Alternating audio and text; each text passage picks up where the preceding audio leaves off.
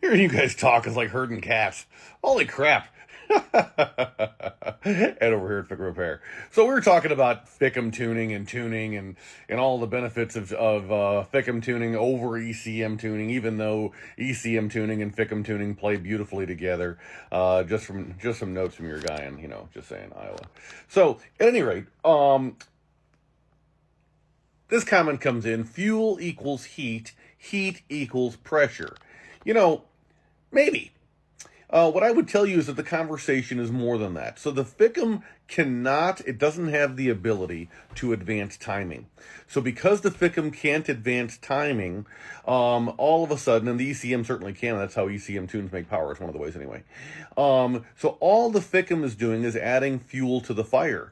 So when you go ahead and your piston reaches TDC, top dead center, don't you know, what happens is, that is the smallest distance now between the top of the piston and the bottom of the head at the top dead center. We know that, right? So all of a sudden, fuel is injected, and, heat and pressure in diesels make the kaboom. We know that. We don't have spark plugs. We're not those gasser guys. So all of a sudden there's a kaboom. And so because the pressure got so much and the heat got so much, there's a kaboom. And so what does that cause? Well, it causes the piston to be helped with its choice to want to go down. Now, what does Newton's law say? An object in motion tends to stay in motion unless acted on by another force. So that piston was going to go down anyway. Why? Because of the rotation that the crank was already going. But this is just kind of helping a moving target move a little better by just giving a little gentle push. So now all of a sudden, the piston, which wanted to go down anyway, is going down, and we are adding fuel to the fire. So we're adding fuel to the fire, increasing the kaboom, right? But we're increasing the amount of distance in the combustion area at the same time dynamically as the fuel is being added. So what happens is FICM tuning is going ahead and it's saying, hey, when your piston's coming up, kaboom, and now piston's coming down, normally. So what we're doing is piston's coming up, kaboom, and we're adding fuel to the fire, adding fuel to the fire. And so as a result of that, we're not increasing the peak pressures that cylinders are under. What we're increasing is the amount of time that the cylinders are under peak pressure. And it's a very careful balance. So please don't think that adding a FICM tune is going to increase the propensity, the likelihood of having cylinder heads, lift. And by the way, the entire head doesn't lift. What happens is the middle of the head goes like that. The middle of the head goes up, and so it flexes. Which is why if you rework your original heads instead of getting fresh heads like you really should, just saying, I sell heads for a reason. Hello. What happens is you take your especially non-commonized heads, your 18 millimeter alignment dowel heads, and you go ahead and you shave off material on them, and so all of a sudden you're making a bad problem worse, and the cylinder head wants to flex, and so because you're thinning out the base of the head, and so now there's less material to prevent it from flexing, and it's not like Ford's got head bolts anywhere but on the end and on the end, and so you got head bolts here, but you got no head bolts in the middle, and so what happens is the middle goes up, and oh, looky there, blown head gasket, or far worse, cracked cylinder head. And so this is what happens to so many of y'all, and happened to me too, by the way. So don't feel bad.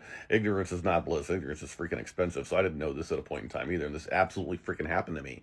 I shaved off the few thousands that the machine shop said on my '05 excursion, and literally 10 months later, both heads were cracked, and it's like, mother of God. And it was just all avoidable. And that was after spending like almost $1,000 getting the heads completely redone, new valves, all the everythings. And so what happens is you go ahead and you cause yourself problems by not doing the job right. So do it once, do it right, and move on.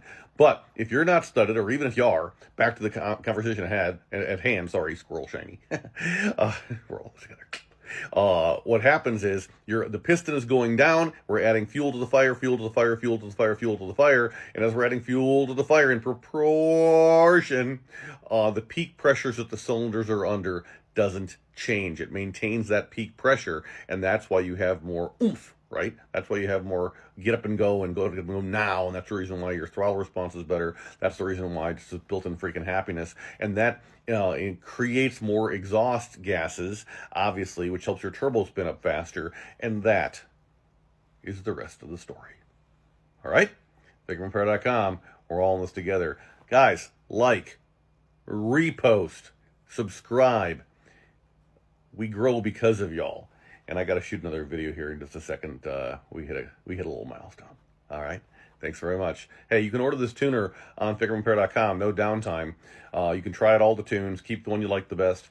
You can try out the Eco, the 40, the 80, the 100. 98% of you are going to end up on the 40.